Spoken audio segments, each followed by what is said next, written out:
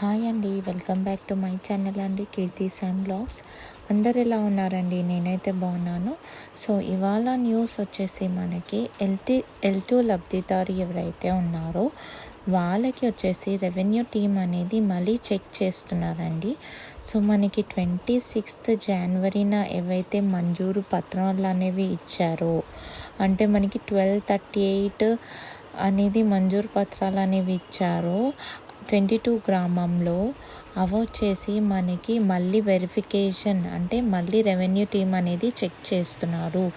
ఎందుకంటే ఎవరైతే అర్హులు కాదో వాళ్ళ పేరును అనేది జరిపేయడం అనేది జరుగుతుంది.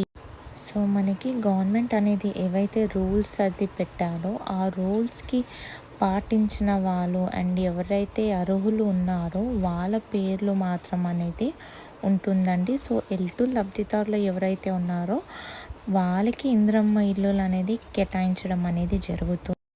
సో మనకి ఎమ్మెల్సీ కోడ్ ఎలక్షన్ అయిపోయిన తర్వాత లబ్ధిదారులని ఎంపిక చేయడం అనేది జరుగుతుంది. సో ఆల్రెడీ లిస్ట్ అనేది రెడీ అయ్యి ఉందండి. సో అర్హులకి మాత్రమే ఇస్తారు అనేసి అప్డేట్ అనేది వచ్చింది. అండ్ ఇంకా మనకి ఎల్2 లబ్ధిదారులు ఎవరైతే ఉన్నారో వాళ్ళకు వచ్చేసి డబుల్ బెడ్రూమ్ అనేది అలాట్మెంట్ అనేది చేయాలనేసి డిసైడ్ చేశారు.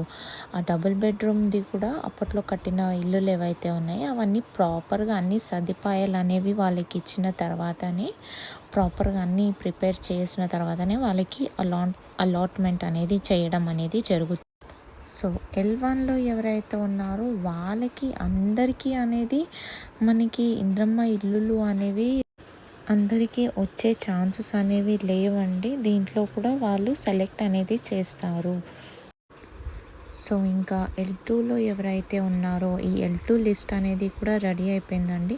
సో వన్స్ అన్నీ ప్రాపర్గా ప్రిపేర్ అయిన తర్వాతనే మనకి ఈ ఎల్2 లబ్ధిదారుల లిస్ట్ అనేది కూడా రిలీజ్ అనేది అవ్వడం జరుగుతుంది. సో మనకి ఈ ఎమ్మెల్సీ కోడ్లు అయిపోయిన తర్వాత ఎక్కడైతే ఆల్రెడీ డబుల్ బెడ్రూమ్ అనేవి కట్టేసి ఉన్నాయో అవి కాకుండా కొత్త డబుల్ బెడ్రూమ్ల అనే పనులు స్టార్ట్ చేయాలి అనేసి డిసైడ్ చేస్తున్నారు. సో కొత్త డబుల్ బెడ్రూమ్ల అనేవి కట్టడానికి డిసైడ్ చేస్తున్నారండి.